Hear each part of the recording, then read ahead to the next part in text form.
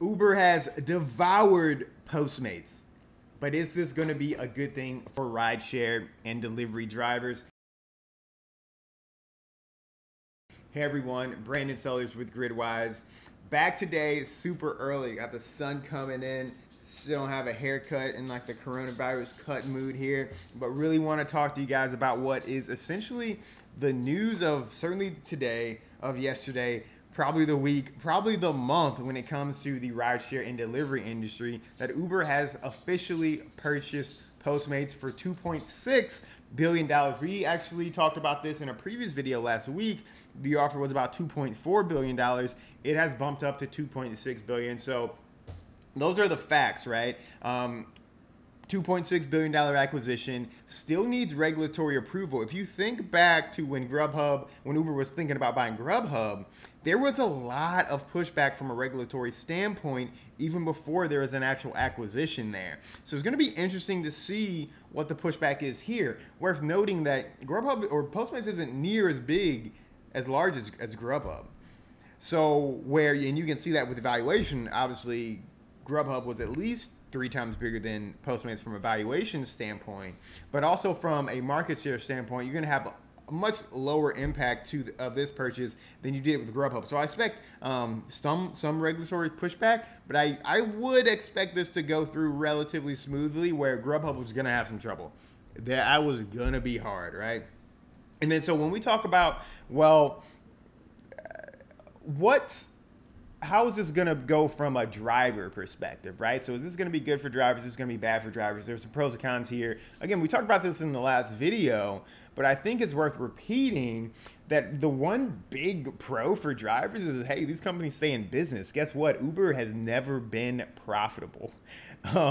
Uber's rides division, technically from an EBITDA standpoint, has been profitable, but the company as a whole has never been profitable. Rides are not coming back to pre-COVID levels anytime soon. Uber Eats is their key to really medium-term success here. And then so it's really important for certainly Uber as a company to stay viable, but also Postmates as a company to have stayed viable as well. They're not, they weren't in a tremendously better position for this acquisition to take place, because what's going to happen is you are going to have efficiencies of scale, and then you're going to be able to cost cut by basically duplicating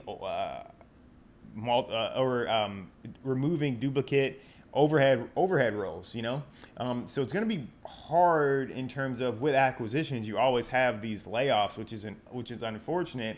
I mean, I think from a driver perspective, okay, you have the cost cutting there, so you don't get cost cutting straight from the drivers, which is nice. You don't really love to see anyone or hear, oh, this company is going to improve from a layoff standpoint, though. You never really love to hear that. That's always rough to hear. But there is benefits in that for drivers, where they're at least not going to be cutting from the driver's standpoint. So that's good. Also makes this hybrid gig driving strategy of doing delivery, doing rideshare, doing grocery a little bit easier. Obviously, as with the Postmates, Uber already has Uber Eats, obviously. But with Postmates, now you just have better options, right? So that makes things, or more options. There should be more demand there. So it makes it a little bit easier. Going to be really interesting. We're going to do a separate video on this. There's a company called Corner Shop, actually, that's based in Latin America. Uber actually purchased them, I think, sometime last year. They're starting to bring that delivery aspect over into the US, launching later this month in Dallas and I think Miami. Don't quote me on that. Check that. They're going to have basically an Instacart type of shopper service that they're going to be offering up. So that's going to be really interesting to see how that goes now. Now, when we talk about some of the bad here for drivers, it's going to be really hard to diversify. If Uber is all of a sudden obviously owning rideshare, you have Lyft, but Uber owns the space. You have them really starting to own delivery even more. And then you also are going to have them going into grocery. It's going to be hard to be a gig worker, a gig driver, and not use Uber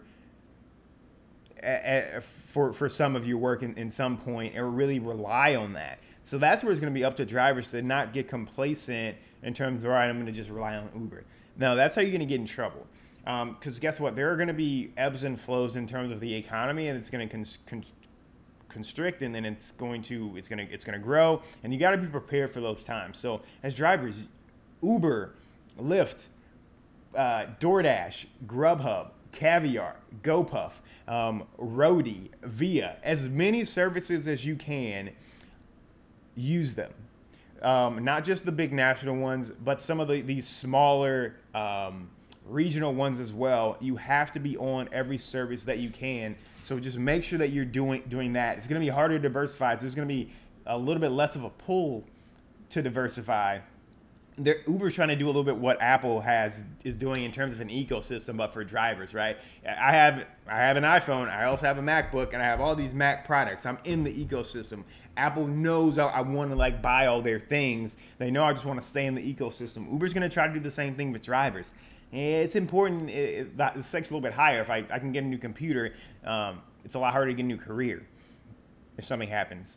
So I would say for drivers, resist that. Stay diversified. All right, guys. And then obviously, with fewer companies, there is more control.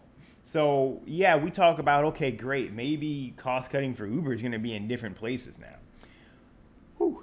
But there's going to be a time where those investors saying, hey, where can we get more profits? Where can we make more money? And when that time comes, guess what? They are going to be looking at driver pay and saying, hey, where can we get it? Where can we skim a little bit more off there?